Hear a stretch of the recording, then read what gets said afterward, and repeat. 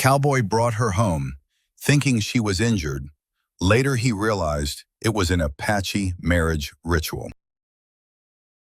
Before we dive into the story, don't forget to like the video and tell us in the comments where you're watching from.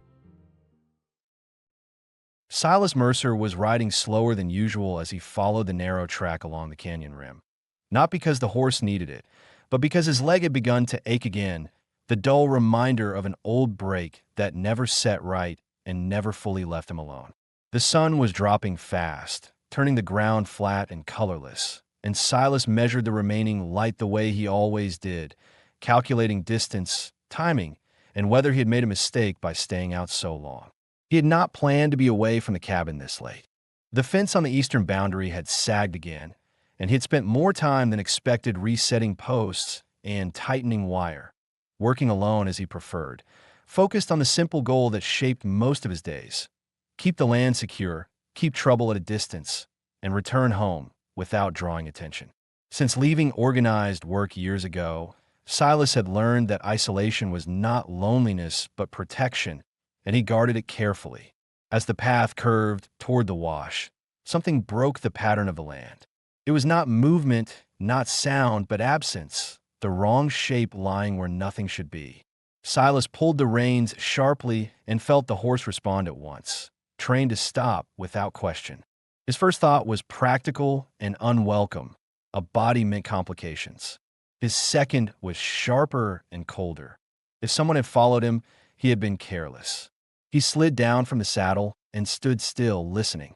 No hooves, no voices, no echo of men lingering just beyond sight. Only wind pushing through dry grass and the faint rustle of loose soil shifting downhill. His hand hovered near his revolver, not drawn, but ready, as he stepped closer and adjusted his angle so the fading light stayed behind him. Then he saw her clearly. A young Apache woman lay just inside the fence line, positioned too neatly to be accidental. One leg bent, the other extended, her dress torn where it had caught and ripped rather than been cut. One sandal was gone entirely. Her exposed foot was scraped and dusty, but not bleeding. Her face was calm in a way that unsettled him, not slack with unconsciousness, not tight with pain, but composed, as if sleep had taken her deliberately. Silas felt a tightening in his chest that had nothing to do with fear. This was not the first time he had seen someone push beyond endurance, but it was the first time in years it had happened on his land. He crouched several steps away and studied her breathing, steady but shallow, the kind that came from exhaustion rather than injury. He searched for wounds and found none, which raised new questions he did not yet want answered. His thoughts moved fast, practical, and heavy. Leaving her there meant exposure, cold, and the likelihood that whoever had driven her this far would return. Taking her inside meant risk, attention, and responsibility he had worked hard to avoid. He did not think about law or reputation. He thought about the simple fact that if he rode away, she would not follow. Silas approached slowly, speaking once, quietly, not to ask but to announce himself, his voice low and controlled. She did not respond. He knelt and checked her pulse, feeling life strong enough to persist if given time and shelter. That settled the matter more firmly than any argument he could have made with himself. He lifted her carefully, surprised by how little she weighed, adjusting his hold when her body shifted against him. He felt tension in her muscles, even in sleep, a sign of someone who did not fully surrender to rest, and that awareness sharpened his caution. He did not look at her longer than necessary, not out of distance but restraint, and turned toward the cabin without delay. The gate resisted slightly as he opened it, and he paused long enough to close it again, securing the latch by touch, aware that this single act marked a line crossed whether he acknowledged it or not. The cabin waited ahead, plain and dark against the thinning light, the place Silas had chosen precisely because no one came there unless they meant to. As he carried her across the yard, his mind returned briefly to his own past. Years spent guarding wagon trains, escorting people who trusted him, and a failure that had ended that life. He had not saved everyone then. He had not been fast enough. He had not been careful enough. That weight had shaped every choice since, including this one. By the time he reached the door, night was settling in fully. Silas shifted his stance, opened the door with a shoulder, and stepped inside, already adjusting the space in his mind, already committed to the consequences of sheltering someone he did not yet know. He did not see himself as rescuing her. He saw himself doing the one thing he could live with. She was alive. He was home, and whatever followed would have to be faced in daylight. Silas closed the door behind him with his heel and stood still for a moment, letting his eyes adjust to the dim interior while he listened to the sounds inside the cabin. The quiet crack of cooling wood, the faint rattle of the stovepipe, the steady breathing of the woman in his arms, which told him she had not fully slipped away. The cabin was exactly as he had left it that morning, spare and orderly. One table, two chairs, the iron stove dark and cold, the narrow bed against the far wall. Everything placed for function rather than comfort. He crossed the room slowly, careful not to jar her, and lowered her onto the bed with deliberate movements, easing her back against the thin mattress, straightening her leg so the torn fabric did not pull against her skin. When he withdrew his hands, he noticed the way her fingers curled slightly, as if her body registered the absence of support even in rest, and that small detail stayed with him longer than he expected. Silas stepped back, creating space, his first instinct after any close contact. He rolled his shoulders once, releasing tension he had not realized he was holding, then turned to light the lamp, keeping the flame low. Bright light felt wrong in a situation that still carried uncertainty. He poured water into a tin cup and placed it within her reach, positioning it so it would not spill if she shifted, then folded a second blanket and set it near the bed without covering her, leaving that choice for when she woke. Only then did he allow himself to take her in more fully.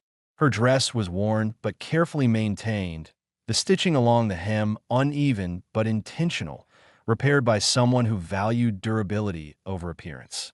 Her hands bore signs of long travel rather than labor, scraped palms, dirt pressed into the lines of her skin, but no swelling, no fresh injury. He noted all of it the way he would inventory tools or supplies, not detached but controlled. Silas felt the weight of decision settle in his chest. Letting her rest here was no longer a temporary measure. Once she woke, once words were exchanged, whatever they were, the situation would become something that could not be undone quietly. He considered the nearest town, the people there, the questions they would ask if they knew, and dismissed the thought as quickly as it came. He had chosen this land because it was far enough removed that choices could remain private. He took the chair by the wall and sat down, placing his hat on his knee, his posture upright but patient, the way he had learned during long watches years ago. Sleep came lightly, broken by half-awareness, his senses tuned to any change in the room. When she stirred, it was subtle at first, a shift of weight, a change in breath, and Silas was fully awake before her eyes opened. She did not startle. That surprised him. Her gaze moved slowly, taking in the ceiling beams, the lantern, the door, and finally him, sitting several feet away, still and silent. There was no panic in her expression, no rush to sit up or retreat. Instead, she assessed the space with quiet focus, her body tense but composed, as if she had expected to wake somewhere unfamiliar. When she spoke, her English came carefully, each word placed with effort rather than fear. She asked for fire first, then salt. Then she gestured toward the door and asked for a place to sit near it. Silas answered by standing, crossing the room without haste and fulfilling each request without comment. He lit the stove, set a small dish of salt on the table, and dragged one chair closer to the threshold, positioning it so she could see outside if she wished. Her eyes followed his movements closely. He could feel the attention, not suspicious, but deliberate, measuring his responses the same way he had measured the land earlier that evening. When she shifted to sit, he noticed the stiffness in her joints, the effort it took, and recognized exhaustion layered deeper than muscle alone. Silas spoke only once, his voice low and steady, telling her she was safe for the night. The words felt insufficient even as he said them, but they were honest. He did not promise more than he could guarantee. She inclined her head slightly, acknowledging the statement without accepting it fully, and took the seat near the door, placing her feet flat on the floor, her posture alert. As the hours passed, neither pushed the silence aside. Silas prepared a simple meal, the motions familiar and grounding, and set a bowl on the table without inviting her. She approached only after he sat, ate slowly, and stopped when full rather than when the bowl was empty. That choice struck him as intentional. Nothing about her behavior suggested helplessness. She was conserving, observing, deciding. Later, as the fire burned low, she spread her blanket near the doorway instead of returning to the bed. Silas watched without intervening, understanding that comfort did not always mean softness or warmth.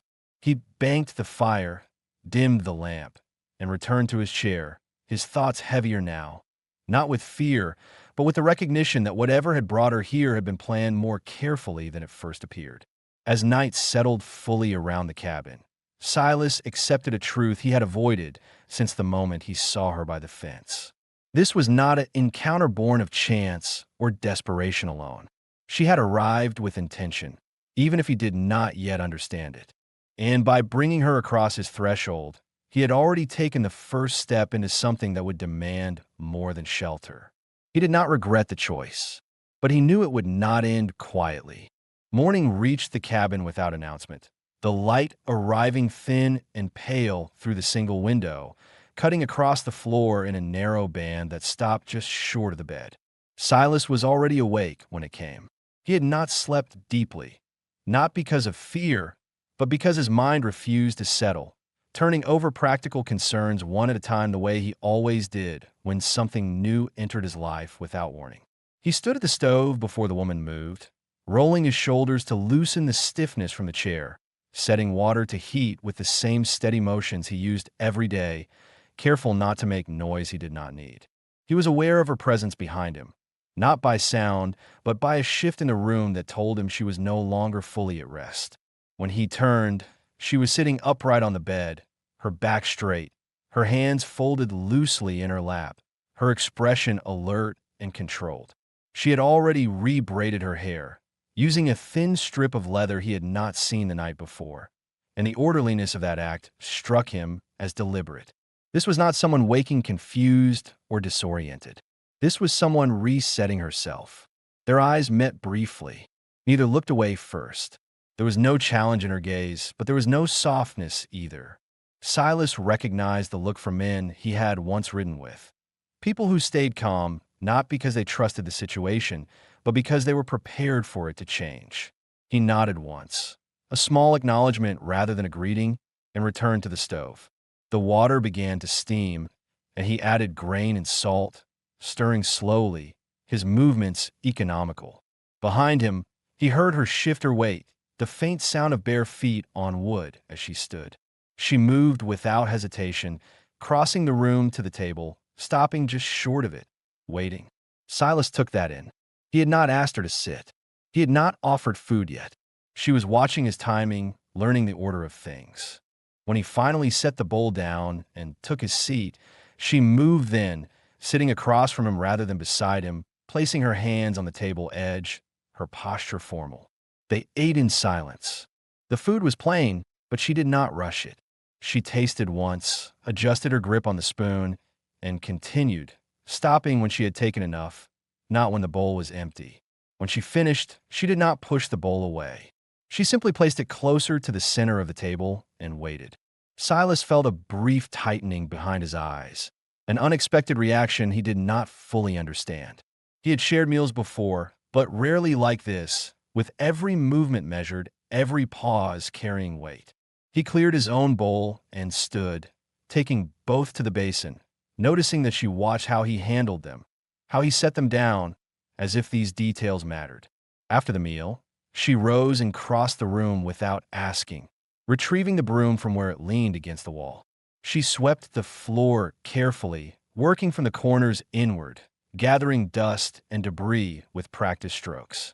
When she finished, she shook the broom outside, returned it to its place, and stepped back, her task completed. Silas did not thank her, not because he was ungrateful, but because he sensed that words would place the act in the wrong category.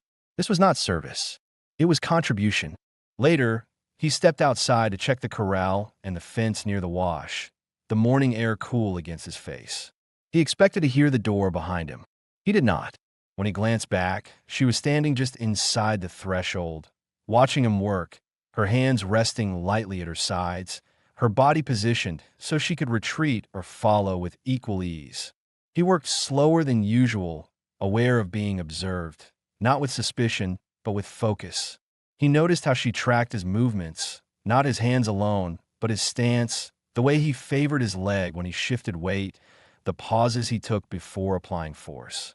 When he straightened and looked toward the hills, he saw her gaze already there, fixed on the distant line where land met sky.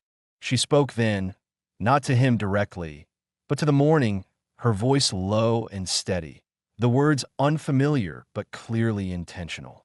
The sound carried briefly, then faded. When she finished, she remained still, as if waiting for something unseen to respond. Silas did not interrupt. He leaned against the fence rail and waited until she turned back toward the cabin on her own. Only then did he follow. Inside, the day continued without discussion. He repaired a loose hinge while she sat at the table, mending the torn edge of her dress with careful stitches, the needle moving with precision that suggested long familiarity rather than recent necessity. He noticed that she did not rush the repair. She worked until it was strong, not until it was hidden. As the sun climbed higher, Silas felt the shape of the situation settle more clearly. She was not stranded in the way he had assumed. She was not waiting to be guided or instructed. Whatever had brought her here had been a decision made before exhaustion forced her to the ground. That understanding brought with it a new kind of responsibility, heavier not because it demanded action, but because it demanded respect. Silas knew how to protect territory. He knew how to keep people at a distance. What he did not yet know was how to share space with someone who had entered it by design rather than chance. By late afternoon, when shadows began to stretch again, he realized that neither of them had asked the question that lingered between them: how long she intended to stay. And for the first time since leaving the life he once knew, Silas found that the absence of that answer did not trouble him as much as he had expected.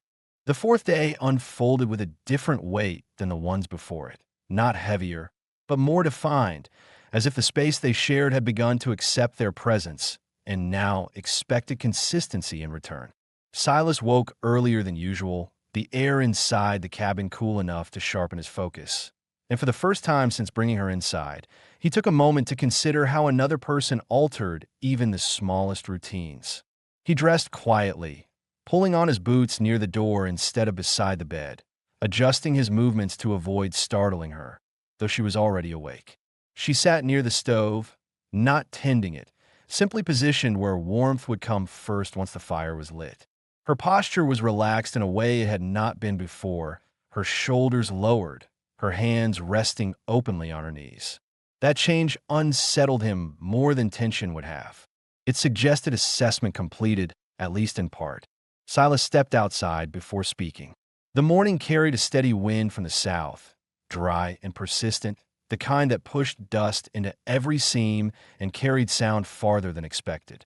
He walked the fence line with care, checking the section nearest the wash, aware that tracks showed more clearly after dawn. He did not expect trouble, but expectation had failed him before. When he returned, she was standing at the table, examining a length of wire he had left coiled there. She did not touch it at first. She looked at it, then at the section of fence visible through the window, then back to him when he entered. Her question came slowly, the words chosen with care, asking if it was meant to hold or to mend. Silas answered plainly, explaining the weakness in the post and how the wire had stretched. He did not simplify his explanation. He did not test her understanding. He spoke as he would to anyone who needed the information. She listened without interruption, then nodded once and reached for the wire, her grip firm and practiced. They worked side by side without discussion, her holding tension while he reset the post, her adjusting her stance when he shifted, learning his rhythm without instruction. The task took longer than it would have alone, but the result was stronger, the wire set evenly, the post secure.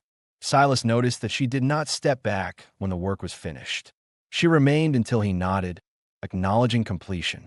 Back inside, the cabin felt altered again, not by objects moved or added, but by the presence of shared effort now anchored in its walls.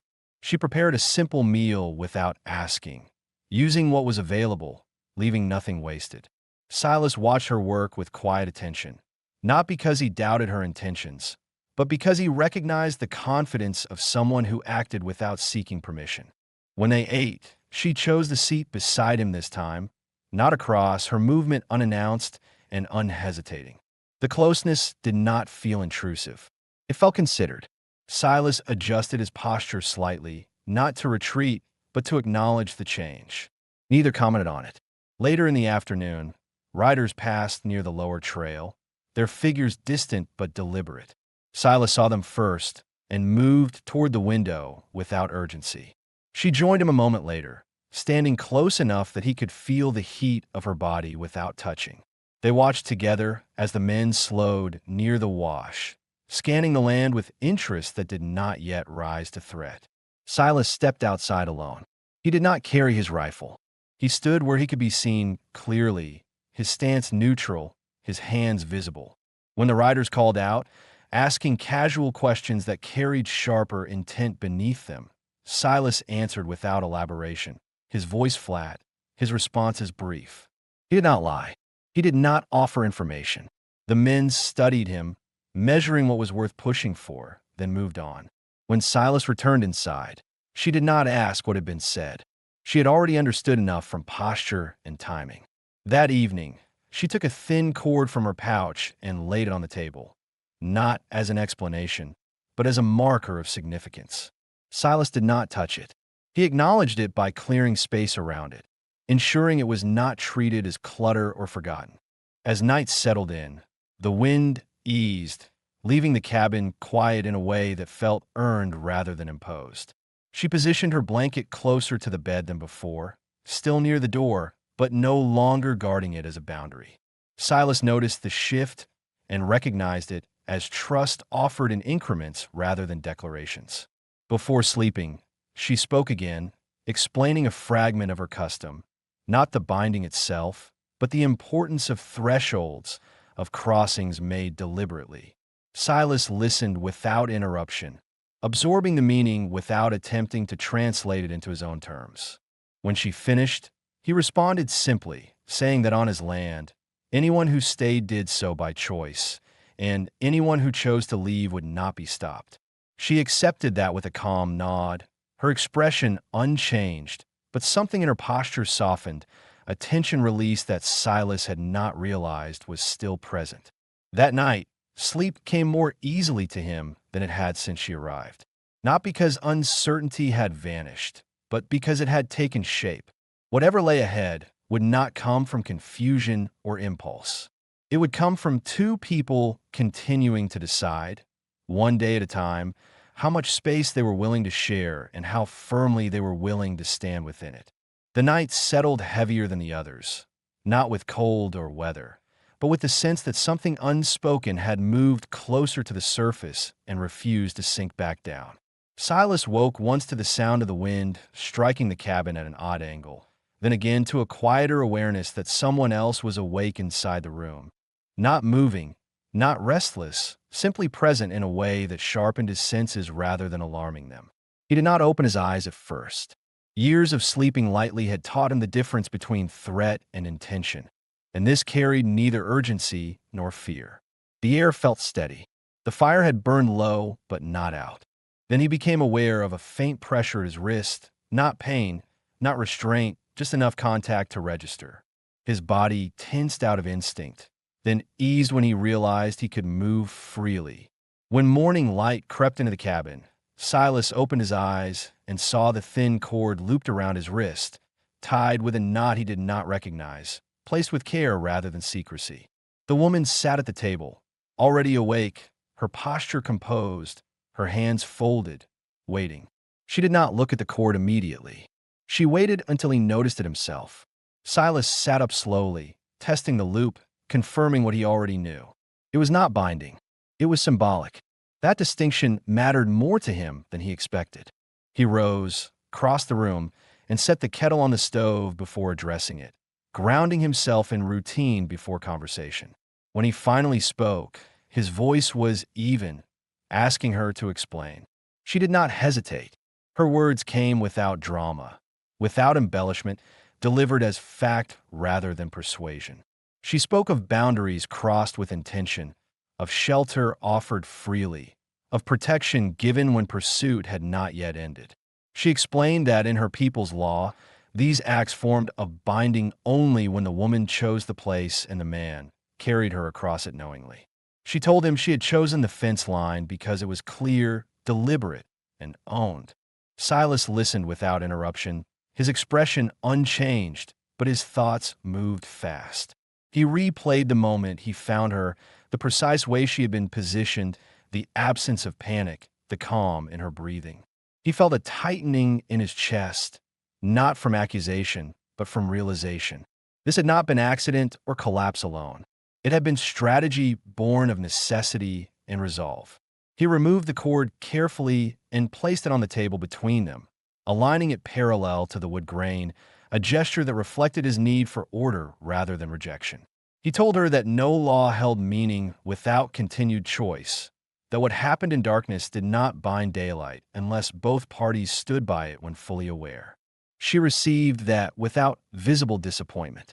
She nodded once, acknowledging the condition, and said she would stay regardless of his answer, not because she believed herself already entitled, but because she had decided this place was where she would remain unless forced away. The simplicity of that statement struck Silas harder than any plea could have. There was no bargaining in her voice, no expectation of protection or provision beyond what had already been given. She was stating intention, not asking permission. The day unfolded differently after that. Not strained, not awkward, but deliberate. They worked the land together again, this time repairing a section of fencing farther from the cabin, where the ground dipped and required careful footing. She adjusted her pace to match his without comment, stepping where he stepped, stopping when he stopped. When he struggled briefly with tension on the wire, she repositioned her hands without instruction, solving the problem before it could become one. They spoke little, but when they did, it was precise. She asked questions that showed she understood the risks of staying here, the isolation, the lack of protection from law or town. Silas answered honestly, not minimizing the hardship, not exaggerating the danger. He explained why he lived alone, how past failures had taught him the cost of responsibility accepted lightly. He did not describe the details of what he had lost, but he did not hide the weight of it either. That afternoon, distant movement caught their attention. Riders again, this time closer, their presence unmistakable even before voices carried. Silas assessed the situation quickly. He told her to stay inside, not as an order, but as information. She did not argue. She stood by the window, visible enough to see, hidden enough not to be seen. Silas met the riders outside, positioning himself so the cabin remained behind him. The questions were sharper this time, the interest less casual. He responded with the same restraint, offering nothing that could be pressed further. When they left, it was with reluctance, their glances lingering longer than before. Inside, she was waiting. She did not ask what had been said. She asked only whether they would return. Silas answered truthfully that it was possible. She accepted that without visible concern and moved to prepare the evening meal, her actions steady, unhurried. As night fell, she did not place her blanket by the door.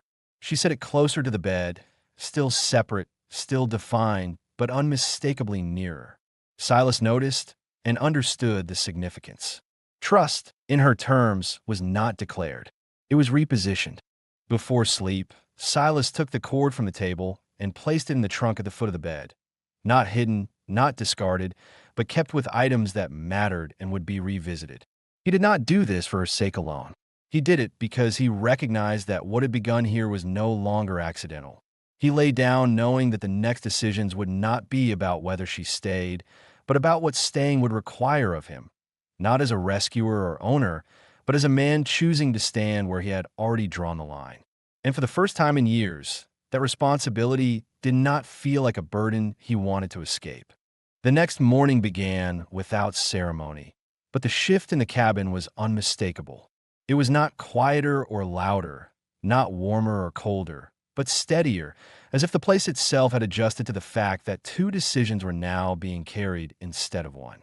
Silas woke before dawn and lay still for a short while, listening to the even rhythm of the woman's breathing from the other side of the room, noting the distance she had chosen for her blanket and the absence of tension in the air.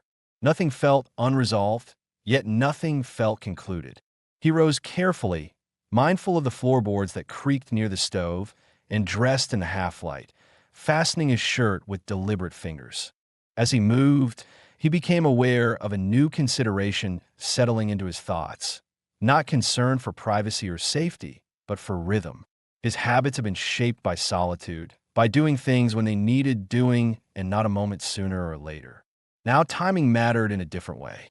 His choices affected another person's day before it even began. Outside, the air was cool and dry, the sky low and colorless, the kind of morning that promised heat later. Silas checked the corral first, running his hand along the rail, testing for looseness. The fence they had repaired held firm. He noted that with quiet approval. Work done together stayed done longer. When he returned to the cabin, she was already awake, seated at the table with a piece of leather laid flat before her, cutting narrow strips with a steady hand. She glanced up once, acknowledged him with a slight movement of her head, and returned to her task. There was no sense of secrecy in what she was doing, but she did not explain it either. Silas accepted that. Not every action needed to be accounted for. He prepared breakfast without speaking, placing the food where it could be shared rather than served. She joined him when he sat, this time without hesitation, her movements natural, unguarded.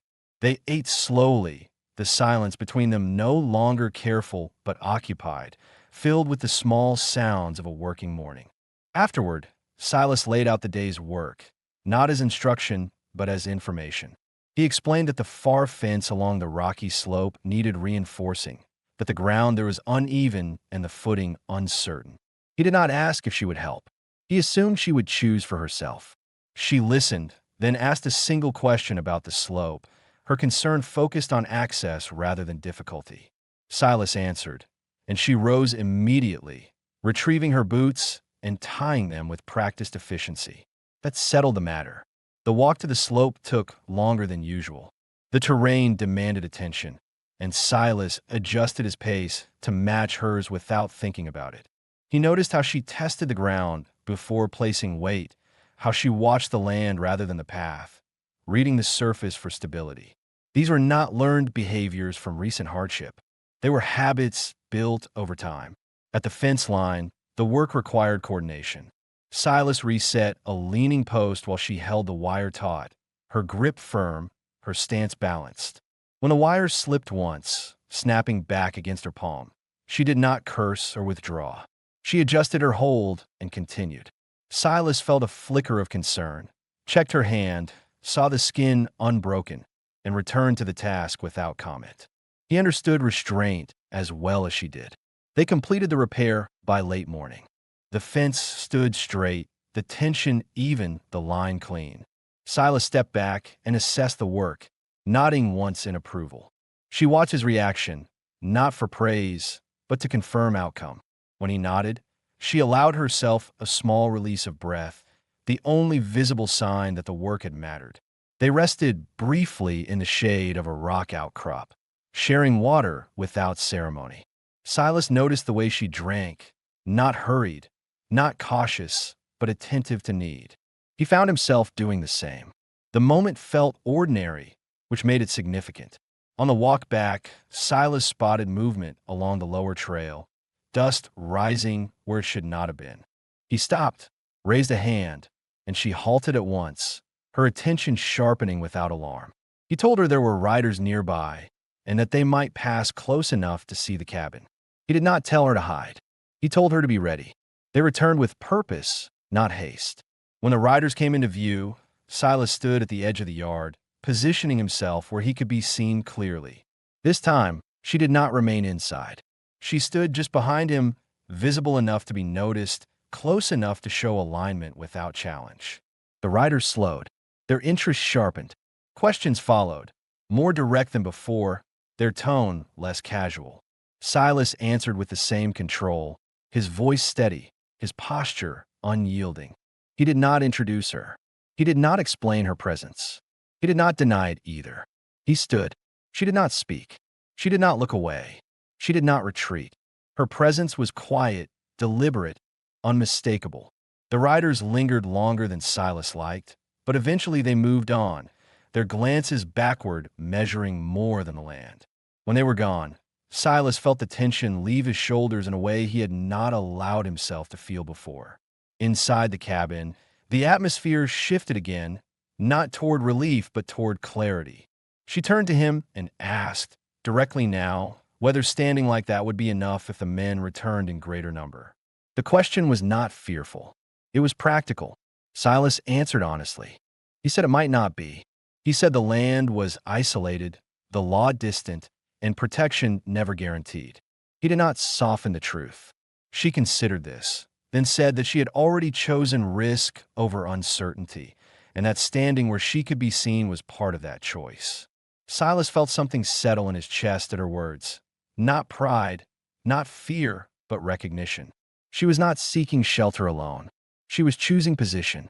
That evening, she cooked while Silas cleaned tools, the division of labor unspoken but balanced. When they ate, the conversation shifted toward winter, toward supplies, toward how long the stored grain might last. Silas realized they were planning without naming it as such, shaping a future through necessity rather than promise. As night fell, she did something new. She moved her blanket fully to the foot of the bed, not sharing it, not crossing a boundary, but eliminating distance. She did not look at him when she did it. She did not wait for acknowledgement. Silas lay awake for a long time, not troubled, not restless, but aware that the shape of his life had changed again, this time not through loss or retreat, but through alignment.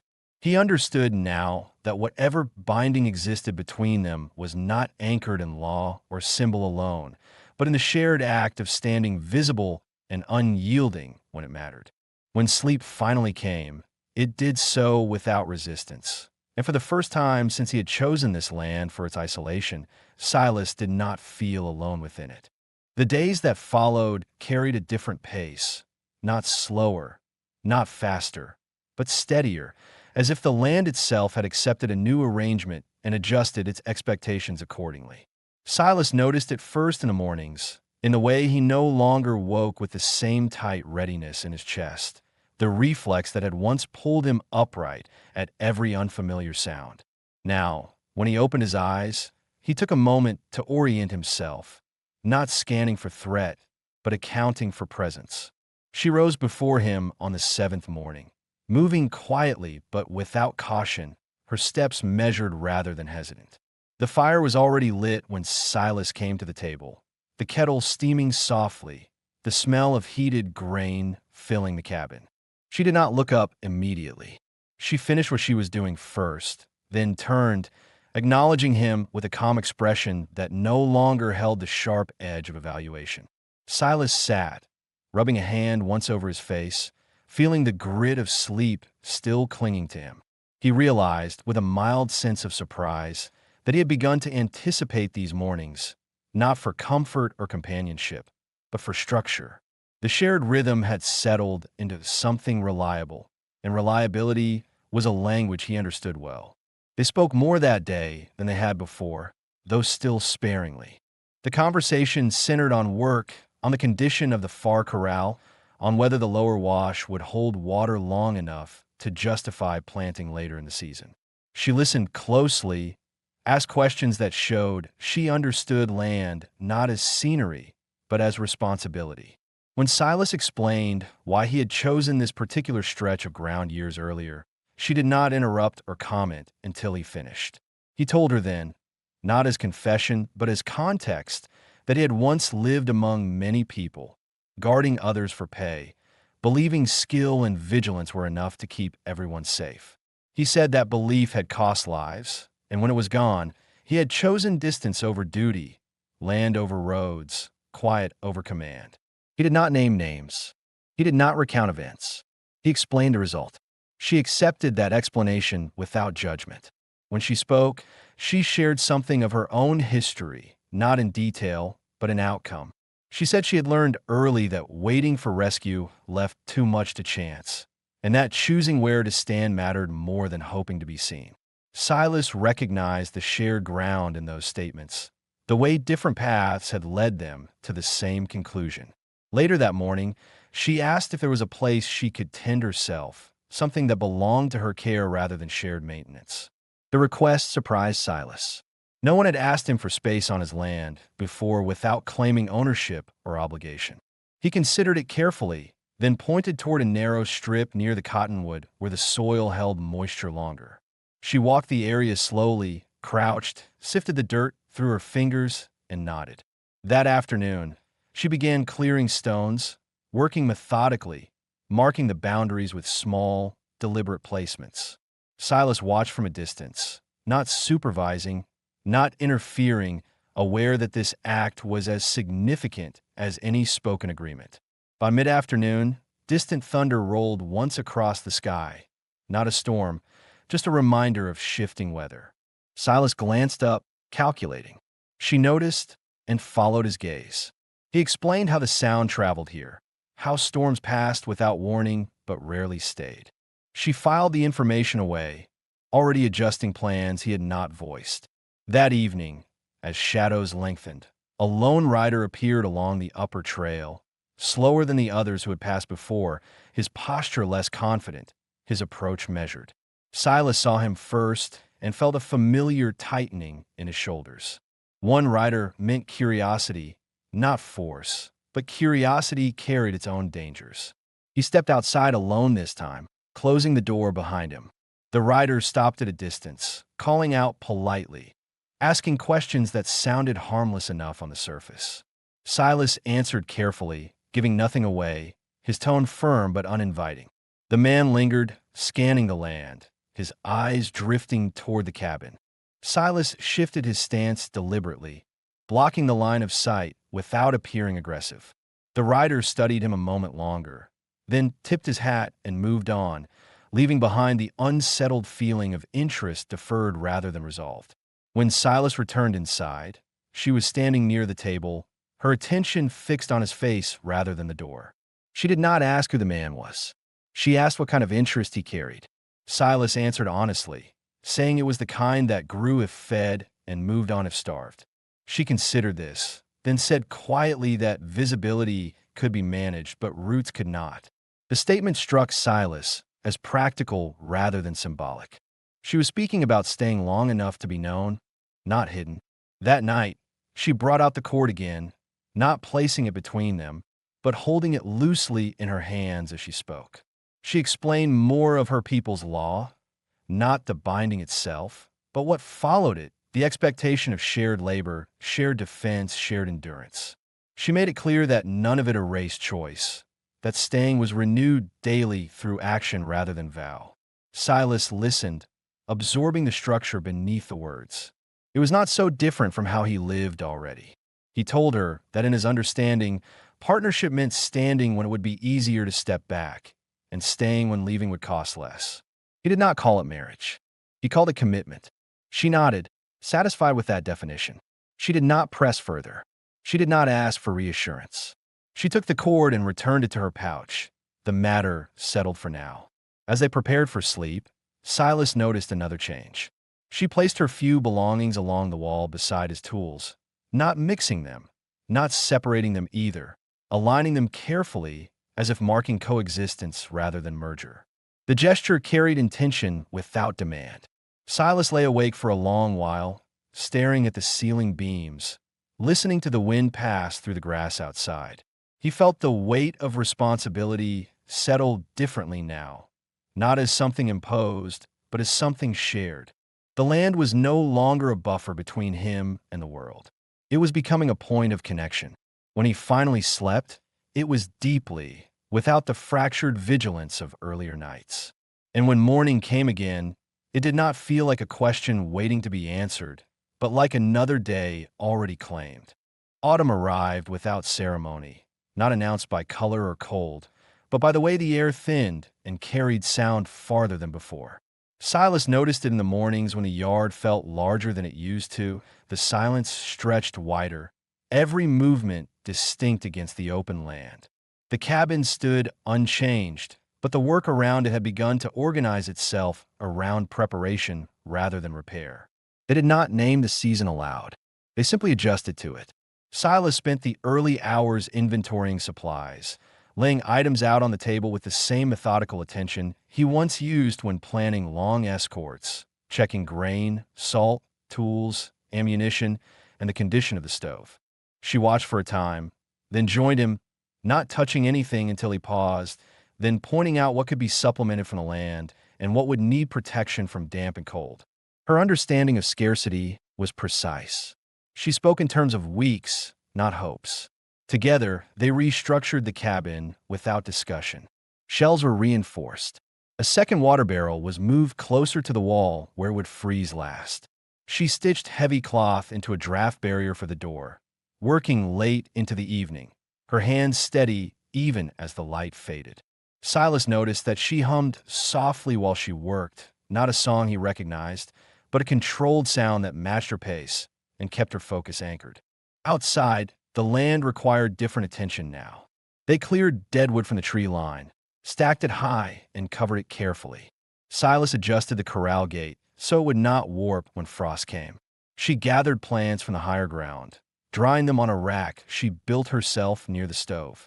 She explained their use briefly, not as instruction, but as shared knowledge. Silas accepted it the same way he accepted changes in weather, as information that improved survival. One afternoon, as the sky dimmed earlier than expected, a group of riders appeared again, farther out this time, their figures dark against the pale ground. Silas spotted them from the ridge and slowed his pace deliberately. She followed his gaze and understood immediately. There was no tension in her posture, but there was readiness. They did not retreat to the cabin. They finished what they were doing, closed the gate, and stood together in the open yard where they could be seen clearly. Silas positioned himself slightly forward, not blocking her, not exposing her, simply present. She remained beside him, not touching, not stepping back. The riders did not approach. They circled once, assessing, then continued on their way. Silas tracked them until they disappeared behind the rise. Only then did he allow himself to breathe out fully. He felt the familiar edge of unease return briefly, the reminder that attention could return with numbers and intent. Inside, she asked him directly whether the land would hold if tested. Silas did not soften his answer. He said it could be defended, but never guaranteed. He said standing visible discouraged some threats and invited others. He said he would not promise safety where certainty did not exist. She listened, then replied that certainty was not what she had chosen. She said permanence mattered more than protection that depended on movement. The statement carried no accusation, no demand. It was simply a line drawn. That evening, they shared a longer meal than usual, not celebratory, but thorough, as if acknowledging the shift in their circumstances. Silas realized that he was no longer measuring time by daylight alone, but by what could be accomplished before the next cold set in. She was doing the same. Later, as the fire settled into a steady burn, she retrieved the cord once more. This time she did not place it on the table. She held it briefly, then tied it around a wooden peg near the door, not as a claim, but as a marker. She explained that it was customary to leave such signs visible when a bond was recognized by both parties, not hidden, not worn, but acknowledged in the open.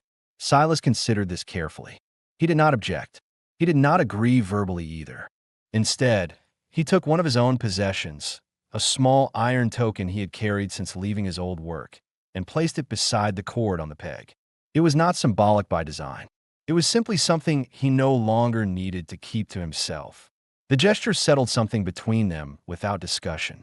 That night, as they prepared to sleep, she moved her bedding fully beside his, still separate, still defined, but aligned in orientation and space. Silas noticed the change and accepted it without comment.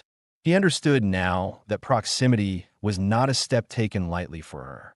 It was a decision reaffirmed through action.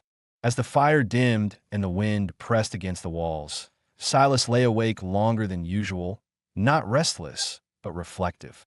He thought of the life he had chosen after loss, the careful distance he had built around himself, and how quietly that distance had been crossed without force or deception. He recognized that what he felt now was not surrender, but participation. Outside, the land settled into its autumn stillness. Inside, two people adjusted their positions again, not closer in body, but closer in purpose. Whatever winter brought, it would meet them already standing, already committed to the place they had chosen to hold together. Winter did not arrive as an enemy. It came the way Silas had always known it would, gradually, with firmer mornings, longer shadows, and the kind of cold that asked preparation rather than courage. By the time the first hard frost settled into the ground, the cabin stood ready, not fortified, but complete, shaped by weeks of deliberate choices and steady labor that no longer belonged to one person alone. Silas woke before dawn on the morning the snow finally came. He lay still for a moment, listening, not for danger, but for familiarity.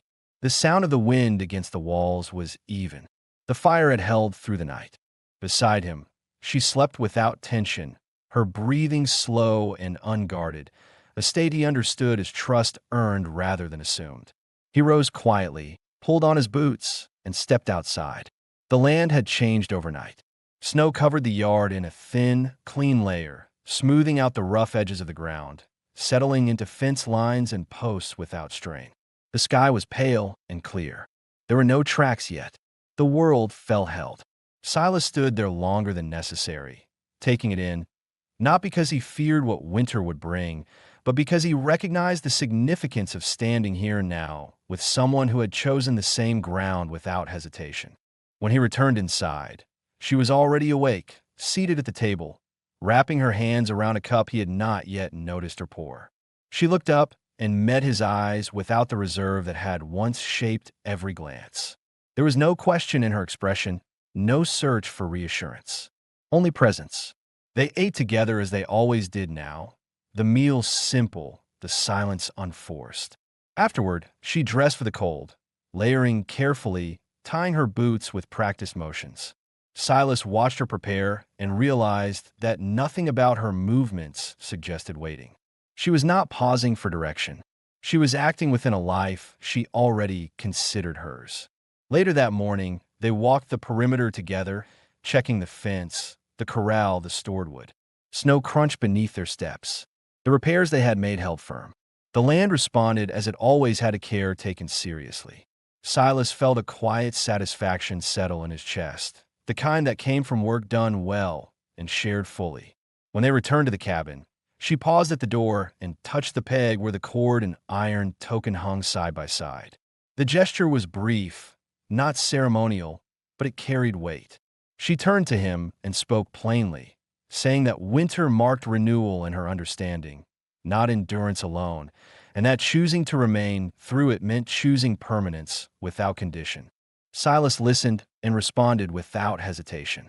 He said that on this land, staying meant shared responsibility, shared defense, and shared future, and that he would not mark that choice with spectacle or witnesses. He would mark it by standing every day without retreat. The words were not rehearsed. They were simply true. She accepted them as such. That afternoon, they did something neither had planned. Silas took a length of wood he had set aside long ago and shaped it carefully, smoothing the edges, carving two names into its surface, not ornate, not decorative, but clear and lasting. When he finished, he showed it to her without explanation. She traced the letters once, her touch steady, then nodded. Together, they fixed it above the door. The days that followed settled into a rhythm that no longer required adjustment. Snow came and went. Work continued. Silence filled the spaces between them without strain. At night, they shared the same bed, not out of urgency or claim, but out of ease, the closeness natural, the boundaries respected because they no longer needed guarding.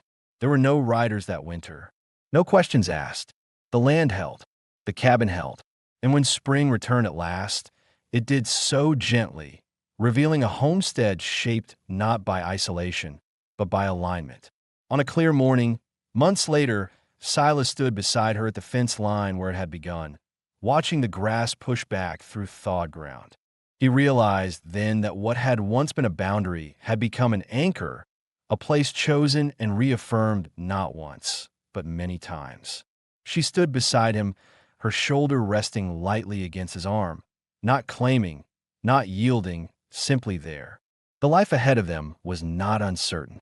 It was defined by work, by care, by decisions made openly and kept without exception.